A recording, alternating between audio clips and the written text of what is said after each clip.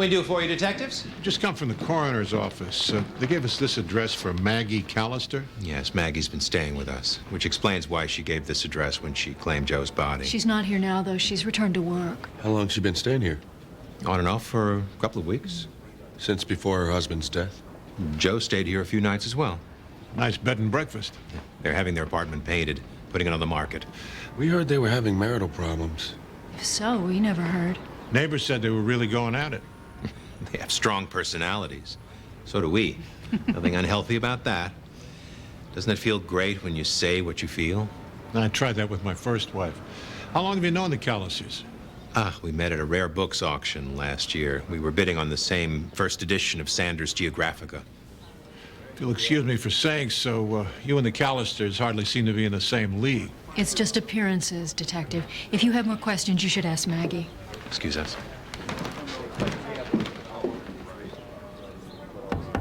Maggie, trust me. Do what they say. Hold your head up. You can handle this. Margaret Callister, you're under arrest for the murder of your husband Joseph and 5 other people. I didn't do it. You left your prints on the bomb. You will be fine. You have the right to remain silent. The subpoena was entirely unnecessary. We knocked. Nobody answered. Never lose anyone close to you. Mr. Grace. Hard, right? Please. We went to our Rockland County retreat, turned off the phones, tried to understand how bad things happen to great people. Looks like things started to go bad for the Callisters long before this. Their lifestyles changed. For the better. They were rudderless before. Before they met you? Before they were in touch with themselves. Thanks to you.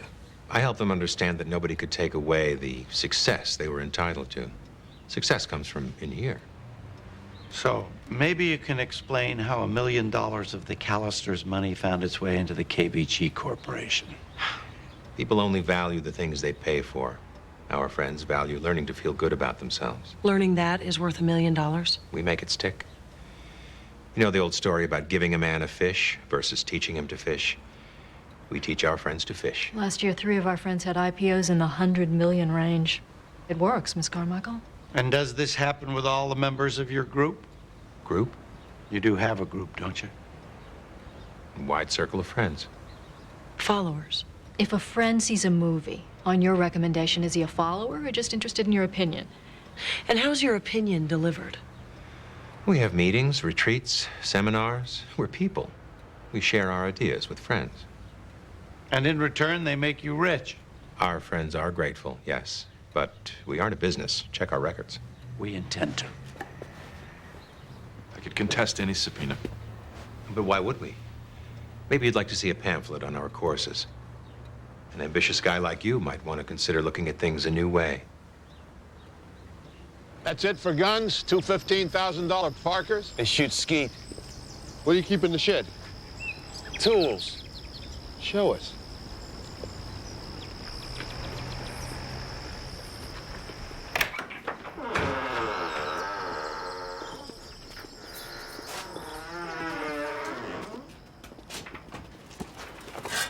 What's the dynamite for? We got beaver dams. Pretty big beavers. 8 half sticks. You got enough to take you into the next decade. 8.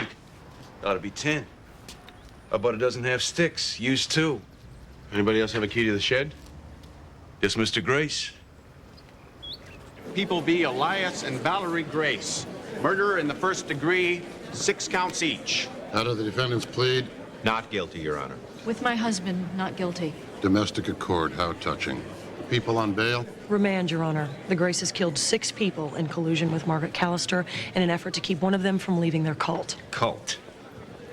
There is no cult, Your Honor, and no evidence linking my clients to the bomb. Our lab made a chemical match of the bomb with the explosive seized at the defendant's estate. Any one of a number of people had access to that dynamite. Elias Grace worked with explosives at a quarry and has a history of threatening and violent behavior. A domestic incident 6 years ago? Judge Mannheim, that hardly merits consideration. I think my wife would disagree.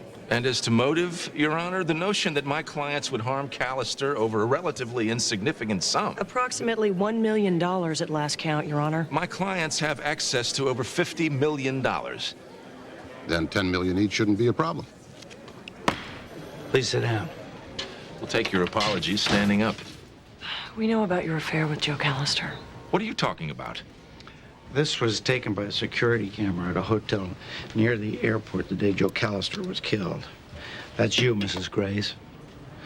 There to meet Joe Callister, who had reserved a room, only thanks to your husband, Joe never showed up. I don't know what that tape purports to show, but my wife was not having an affair. Sweetheart. We're willing to consider a deal, Mrs. Grace.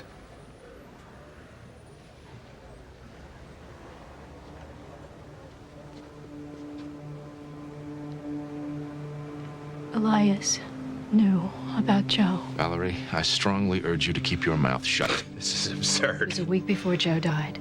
Elias came in the room. I was knitting. I do that when I'm bored. Valerie, focus. Think what you're doing. He said he knew about Joe and me. Heard me on the phone with Joe. All right, now I'm telling you, be I quiet. just kept knitting, and then he said he forgave me. He said I was only human. People make mistakes, and I believed him. And he believed me. I'd like a word with my wife. Her turn now, Mr. Grace. If I can just speak to her. You've spoken quite enough. My attorney, then. Time to listen. Please continue, Mrs. Grace.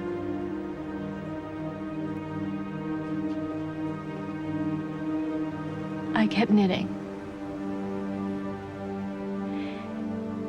And I lied to him. And I told him Joe and I were finished. I lied even when he forgave me. I lied. And I never dropped a stitch. You knew your husband killed him. No, not until Mr. Heckstrom told me the dynamite came from the shed. Why didn't you come forward then? I know what he's capable of. I was terrified. Who are you? I made you what you are. And then you lied. You couldn't stand that I strayed, and look what you did. Mr. McCoy, take the death penalty off the table. We'll work something out. There are 6 dead people who can't work something out, Mr. Heckstrom. You gain nothing by executing Elias Grace. Please don't kill my husband. Mrs. Grace, you just admitted you knew. Your husband's a murderer. Just let him live. If it weren't for me, for my weakness. I found out she was having an affair when I was on a business trip to Seattle.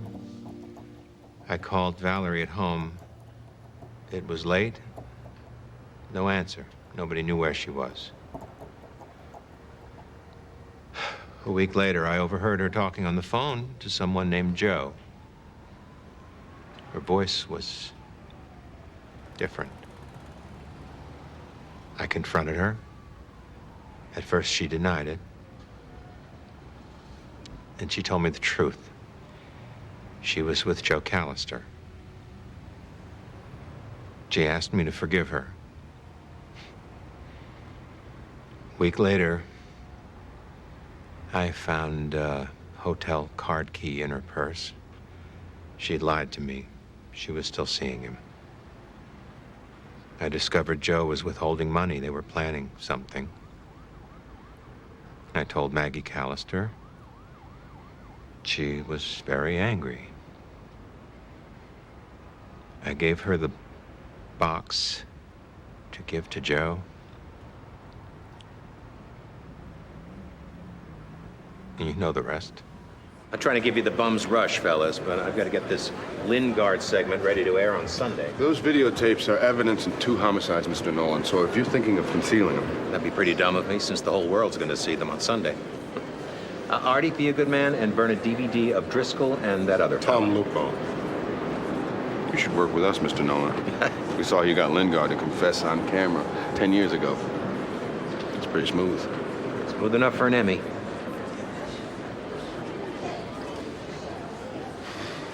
Larry, you've been sick for years. So why now? My condition was getting worse month by month. I came to believe that the doctors and my family were keeping the truth about my disease from me.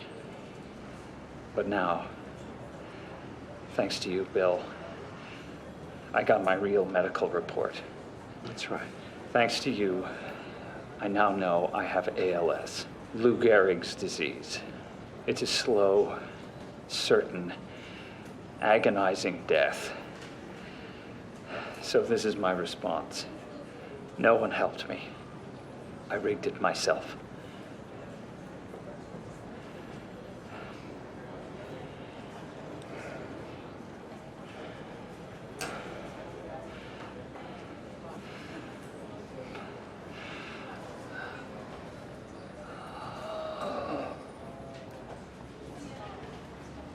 Should someone check his pulse?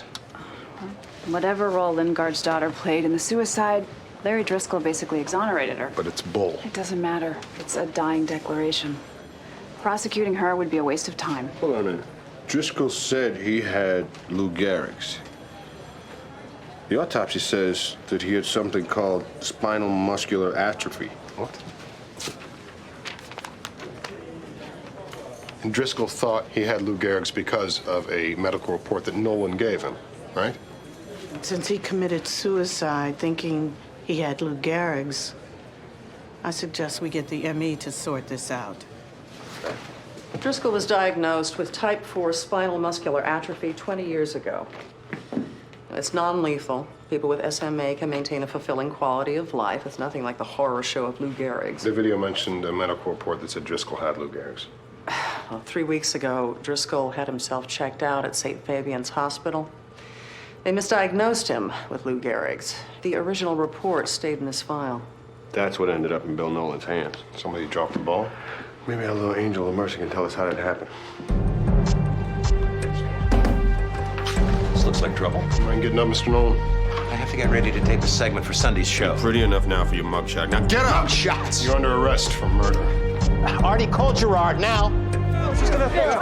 Mr. Nolan was charged with second-degree manslaughter. He pled not guilty, and the judge set bail at $250,000. These charges are an attack on the press, on the First Amendment. Our new district attorney, Jack McCoy, was appointed to serve out Arthur Branch's term less than 2 weeks ago, and by the looks of it, our civil liberties are in for a very rough ride. Mr. Driscoll was the cause of his own death. The only role that my client played was that of a journalist conveying a fact to an interview subject. What he conveyed was an erroneous report, knowing the devastating impact that it would have. That report is what caused Mr. Driscoll to take his life. Say whatever you want about the report. My client's hand wasn't on the syringe. Well, that's a hair-thin definition of causation. People v. Duffy. The Court of Appeals upheld the manslaughter conviction of a man who gave a gun to his distraught friend. The court ruled that the defendant may be convicted for engaging in reckless conduct that results in another person's suicide. Your Honor, I'm asking you to weigh this one fact-checking error against my client's lifelong commitment to journalistic excellence. And I would ask, Your Honor, to weigh Mr. Driscoll's life against Mr. Nolan's craven pursuit of ratings. If he hadn't been in such a rush to televise a suicide, he might have checked his facts. Amen to that, Mr. Cutter. The motion to dismiss is denied. My client would like to close the book on this and move on. The damage to his reputation is incalculable. I don't think they care, Gerard. Mr. Cutter, knock it down to criminally negligent homicide, suspended sentence, community service, and a fine. Oh, you write a check and Larry Driscoll becomes what, a footnote in an ethics class at the School of Journalism? I didn't do anything wrong. It wasn't my source at the hospital, it was Larry's. He put me in touch with this person at the hospital. This source never gave me any reason to believe there was anything wrong with the report. The story wasn't even my idea. Mila Hames came to me. I stayed within the ethics of my profession every damn step of the way.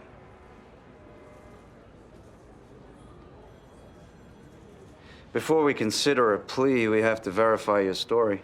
We'll need the name of your source. Yeah, the guy got me and Morelli off. That means we were acquitted, as an innocent, as in take a hike. You think we give a crap about some old extortion beef, Bronson?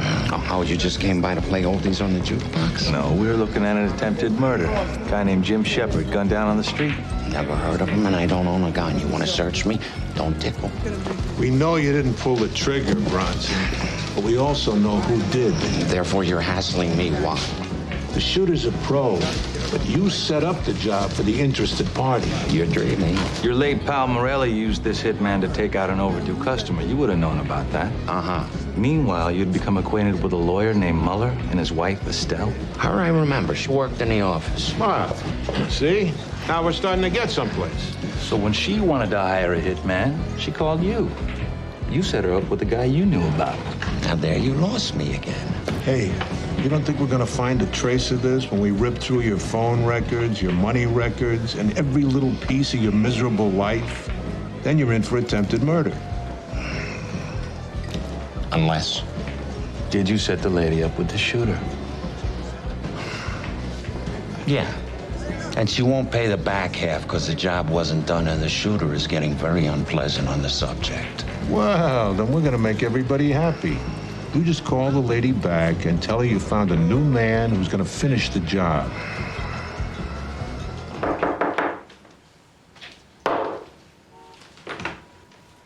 Gagliardi. Lebrano, George Lebrano.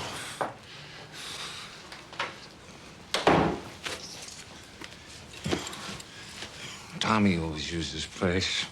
Tommy liked the Bingham, 38th Street. You know Tommy? Yeah, the Bingham, nice place. Very nice, yeah. You got the money, all the money. Let me see it. I gotta see it first. Put it out here. Let me see. 4 G's, it better be here. I don't like being jerked around. You're $1 short. I'm gonna get very upset. You told me 3,500. I meant 4. That's what I meant. Maybe I said 35. I meant 4. Gorgeous weapon, cherry, numbers burned. It's a giveaway you ought to be paying for. This is very fine, brand new.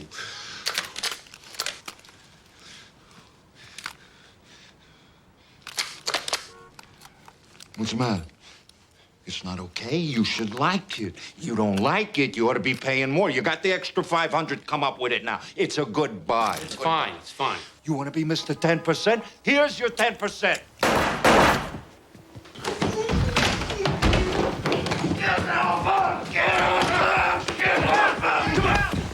Give me a Get him up! Get him up! Officer down! 524 East! Get up on us now! Phil, 30 years. Charmed life. I never even fired. I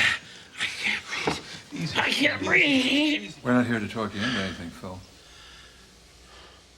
Just came by to see me, huh?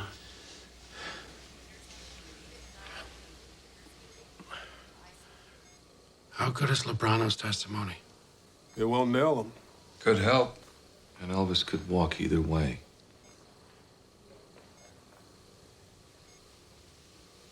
You don't have to do this, Phil. They drop attempted murder, all he gets is assault with a deadly.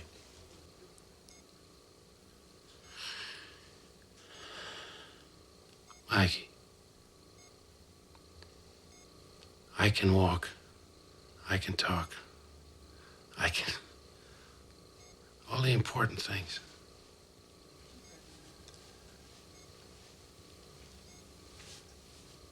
This guy Lebrano's gonna do time anyway. Make the deal.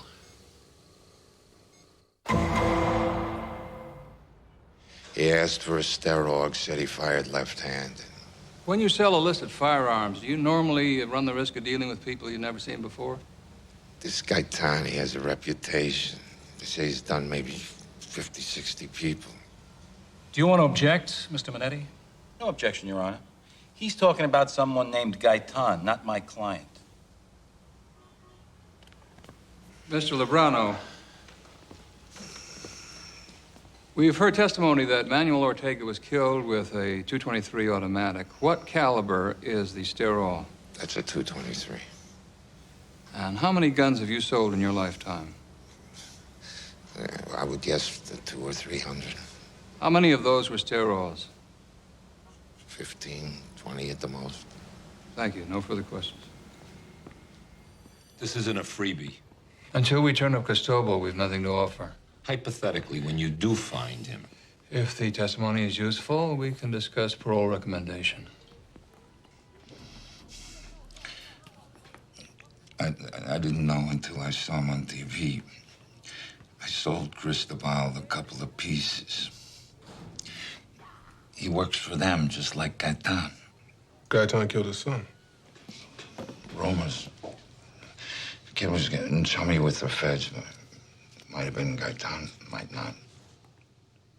Your plea, Miss Mason? Not guilty. The people request $500,000 bail. Your Honor, she defended herself against a rapist. She's 18. She lives with her parents. We ask for ROR. She had sex with the victim. There's no evidence she was raped. Look, she voluntarily gave a full and candid statement to the police. After a week of lies and deception. Why don't you both save it for the trial, Judge?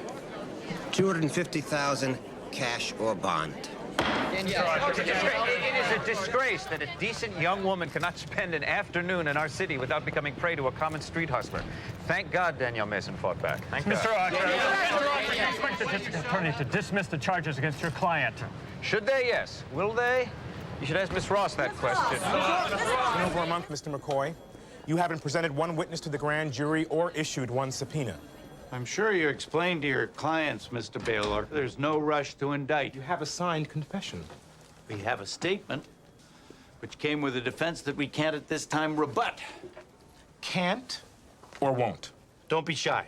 Put your cards on the table. This white girl's lawyers are on the news every other day, mocking us, calling their son a street hustler. I'm not trying this case in the media. You're not trying this case anywhere.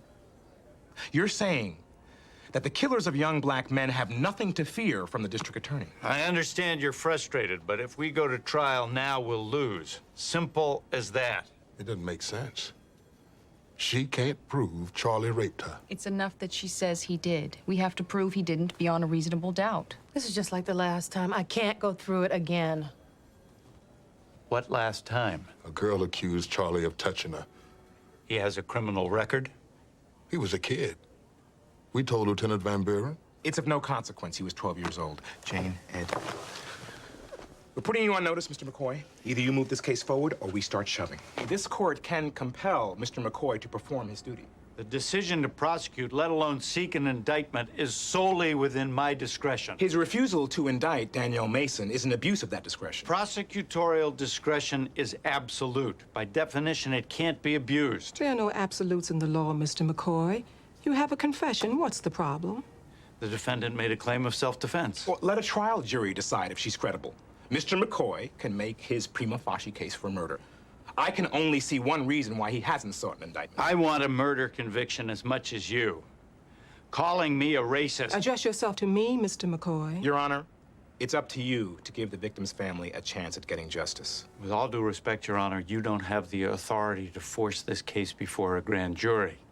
I cite Hammond v. Leonard, Murphy v. Kelly. I don't really care about precedents, Mr. McCoy. I'm granting the petitioner's request. And I'm ordering you to seek an indictment. Your Honor... We're done, Mr. McCoy.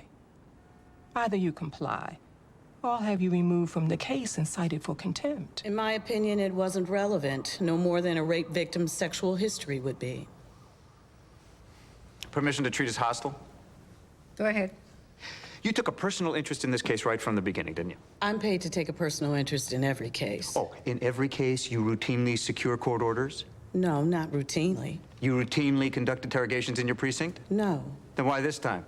In my experience, a female suspect is more comfortable talking to a female detective. So you were concerned with my client's comfort level. Lieutenant, isn't it true that you hijacked this case from your detectives? No. That left to their own devices and with the information that you withheld, they would never have booked my client for murder? No. In fact, the only reason that we're here is because you and the entire black community bullied the district attorney into getting an indictment. Objection! The district attorney himself doesn't even believe in this case. Mr. Archer, you are out of order. The jury will disregard counsel's outburst. I'm very sorry, Your Honor. I received this letter late this afternoon. It's unsigned. The author claims to be a co-worker of juror number 6, who he says is a racist. Number 6, the tool and die maker.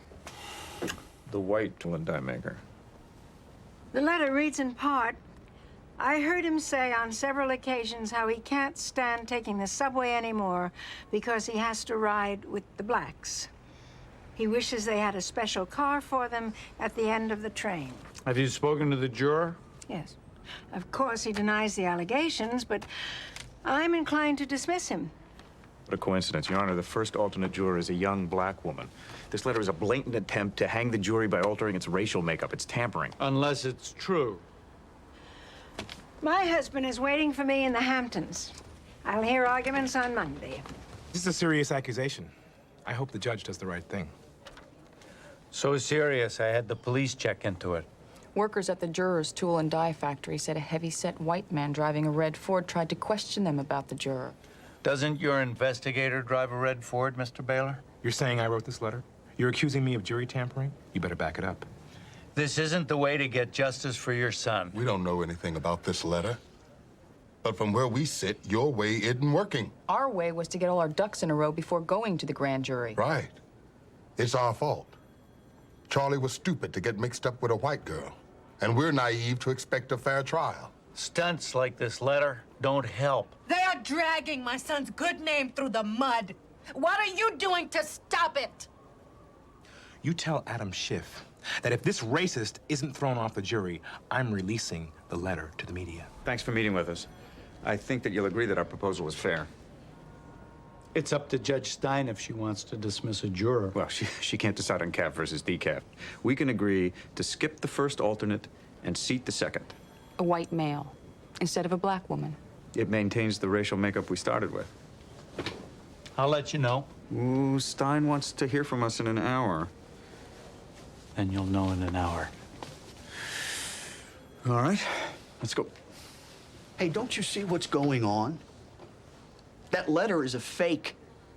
I mean, these people are trying to rig the jury. They are incapable of playing by the rules. Dad. It's just a game to them, Mr. McCoy. They have no respect for our system. And one of their boys raped my daughter, and now they're using you to do it again. All right, Henry, that's enough. That's enough. Miss Mason?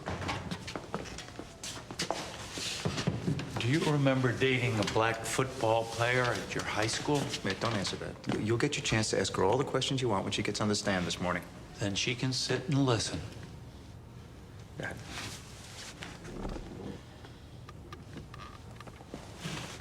You stopped seeing him after he met your parents. After you broke your arm. We don't have to listen to this crap. This is a copy of her medical report from her accident. It states that she had a spiral fracture of the forearm. Where'd you get this? That's not important. I've read enough child abuse reports to know spiral fractures are caused by someone twisting your arm until it breaks. Someone like your father. That's why you stopped seeing that football player. Now, wait a minute. That's why you kept Charlie Monroe a secret. Because you were afraid of your father. Stop right there. First off, this never gets in front of a jury. I don't need this report. I have a good faith basis to question her about her injury. You don't have the report, you can't ask the question. Tell that to the appeals court. I'm going to cross-examine you about this. You can lie or refuse to answer, but it'll be out there. For everyone to see. He can't do this, can he? I certainly can, Mr. Mason. That's all I had to say.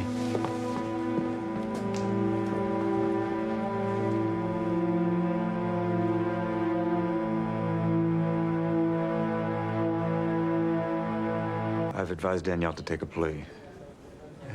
We're thinking man 2 with a sentence recommendation. I'm thinking the jury is voting to convict on murder 2 as we speak. Man 1, she does 15 years.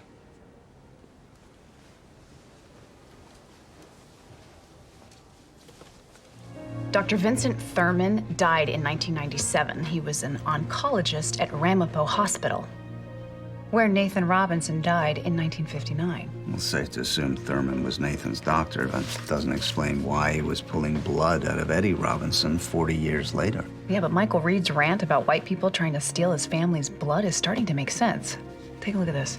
Thurman founded Hemolabs in 1959. Yeah, I've heard of him. Big company. Didn't realize they started so small. Yeah, very small. Their first product was cancer cells sold for research. Nathan Robinson died of cancer. Do you have any ongoing research related to a man named Nathan Robinson? Or Jerome or Jaden Turner? I'm sorry. All of our projects are confidential and proprietary.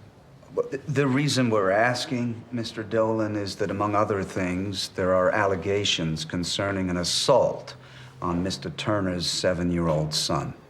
And you think this is related to my company's research? A private detective named Hernandez was involved. Something may have occurred at the time that he was alone with this boy.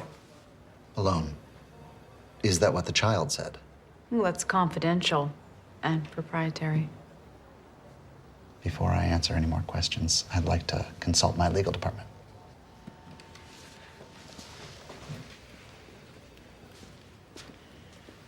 They're circling the wagons. Nothing like a subpoena to bust up the party. Labs tested Jaden to see if he was a descendant of Nathan Robinson. For what purpose? Well, it doesn't say in the documents, but cell line, the one they make a zillion selling to research labs, is known as NARO. For Nathan Robinson. Jaden's great-grandfather. Right.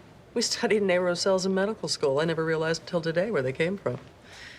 They're the first human cells to stay alive in culture, so they're considered immortal. They're a lab staple, like white mice or petri dishes. But if Labs had Nathan's cells, why would they need genetic material from his great-grandson? Most likely testing a new drug. Who knows what they're cooking up in the basement? All right, any more questions? You know where to find me. 6 months ago, one of our researchers discovered that NARO cells contain a previously unknown oncogene for lung cancer, RJ42. An oncogene? The genetic trigger that activates cancer in healthy cells. It was a huge breakthrough. But the next step was to prove proliferative advantage in cells carrying this oncogene, and the best way to do that was to study the last descendants of Nathan Robinson. Did you plan on compensating the Turners for this donation? They would have been given $10,000.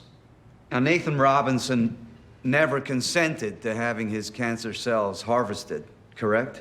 Same thing for his son, Eddie. Nathan Robinson was cared for in a public hospital. Well, in a de facto colored ward, this ward in Ramapo Hills Hospital. It was a different time. Mr. Robinson received free care, so it was only fair to take samples for medical research. Oh, and for profit. Labs never paid Nathan nor his descendants a single penny Let me be in clear compensation. about this. Taking the sample did not hurt Nathan Robinson or impede his recovery one iota. The drugs that we make have helped millions of people. Have you heard of the Tuskegee experiments? Of course. Then please, tell the jury what they were.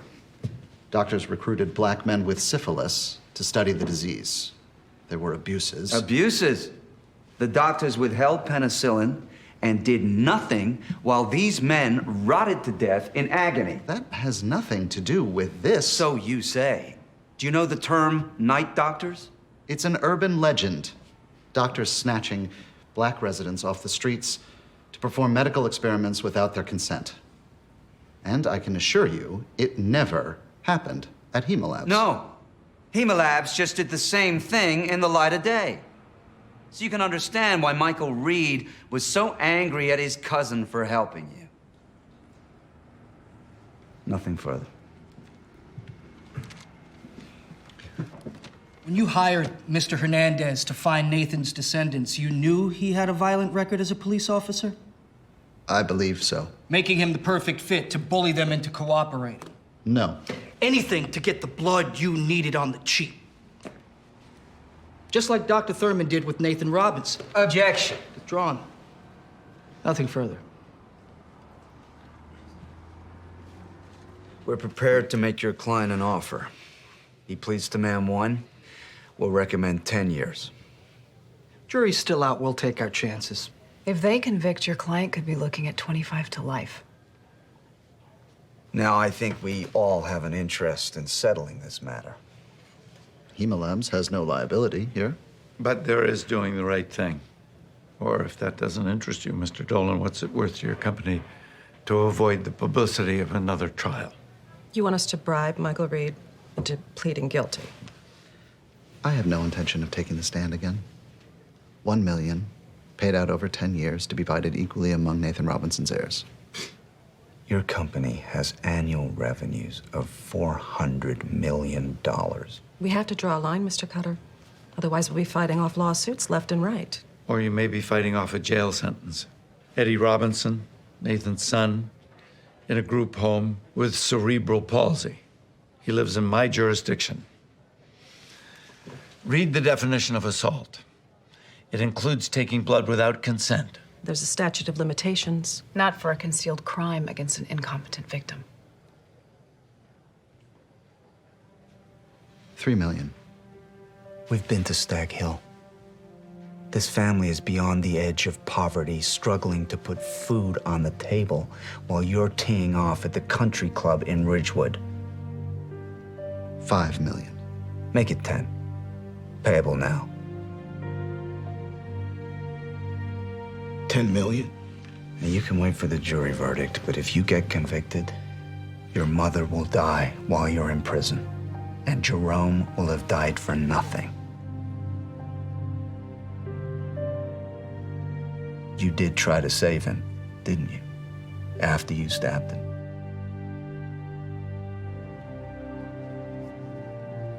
I told him that the company had made millions and we couldn't even afford to take our kids to the doctor. You know, Jerome wouldn't change his mind, so I had the knife in the glove box, and I was just so angry because, you know, about Jerome helping the people that were cheating us, and I just lost it. I took him to the hospital. I really thought that he would be okay. I'll do it. I'll take the deal.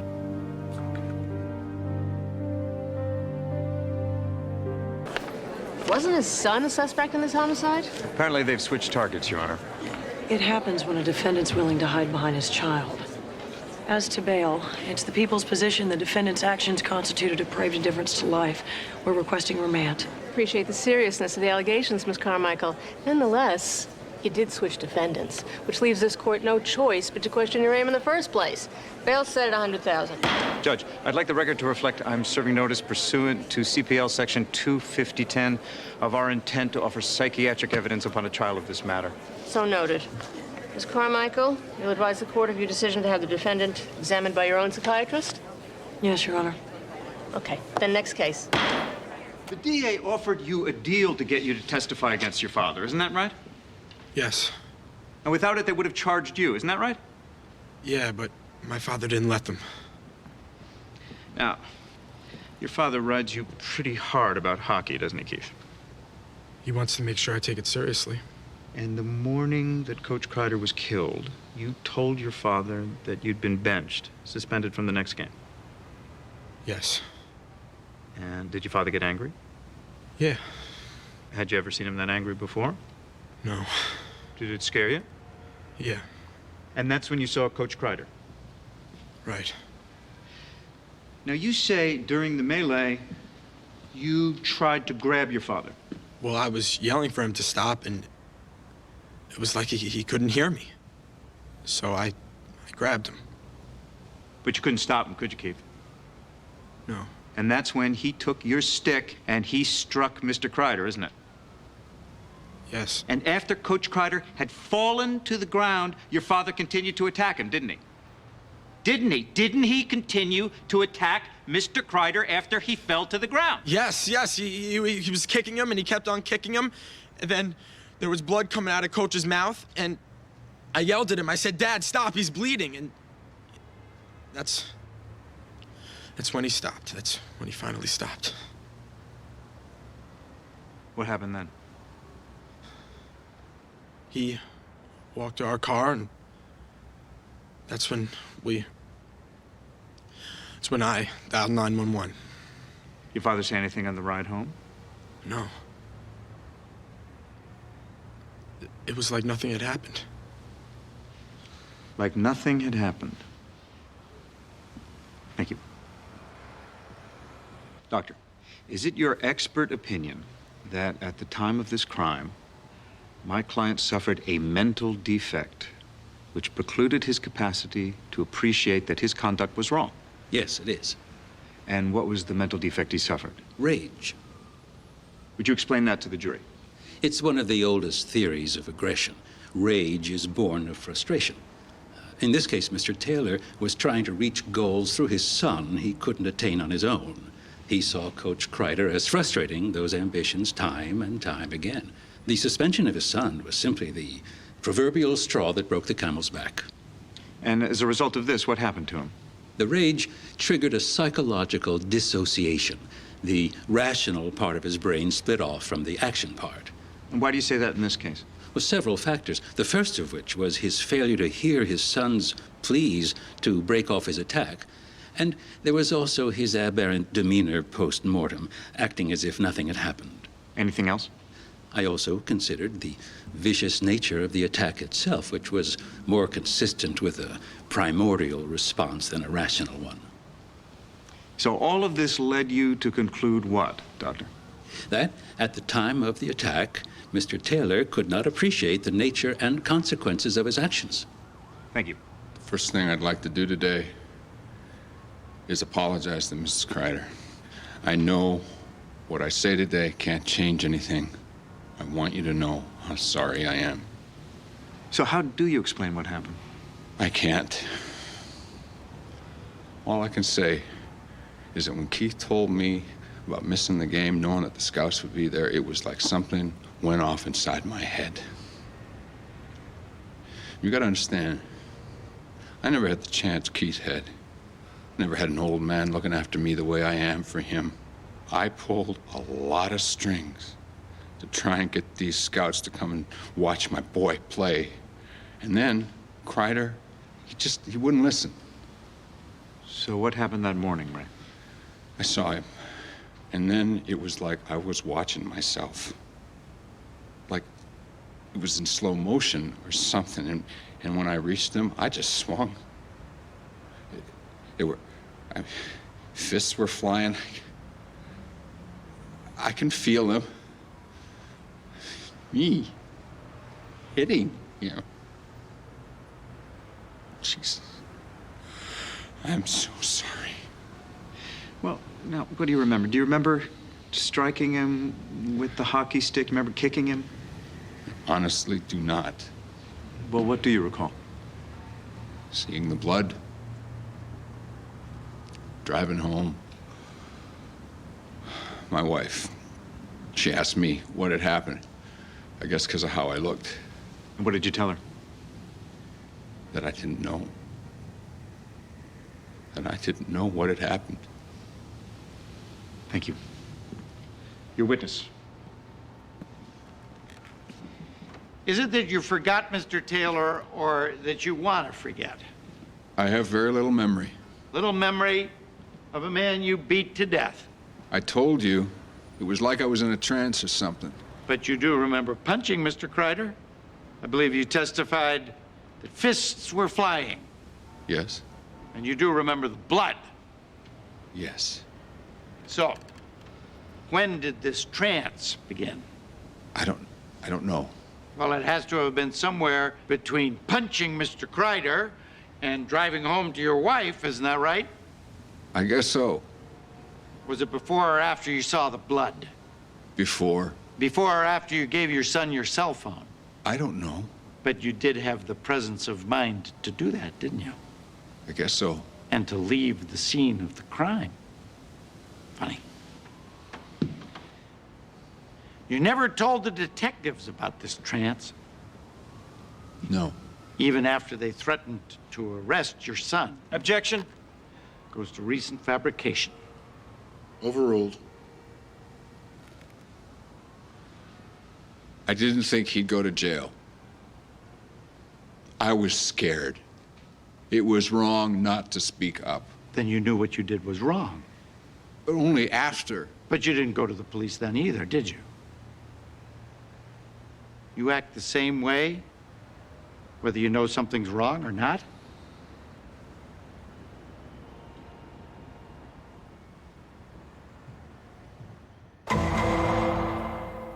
While driving on the freeway, a mother of 4 is cut off by another driver.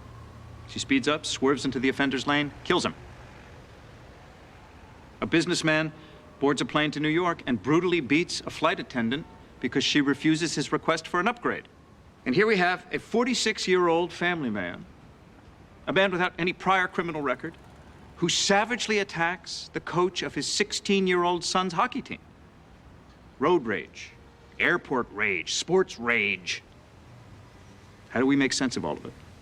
And the truth is, we can't. But just because we don't understand something doesn't mean we should dismiss it. Battered wife syndrome, post-traumatic stress disorder. Each of these took years for juries to accept, during which time people who shouldn't have been convicted were. Ray Taylor didn't appreciate what he was doing that morning because at that moment, he was suffering from a mental defect, a rage, which prevented him from doing so. And in our criminal justice system, we don't hold people responsible for conduct that they can't control, even if we don't understand it.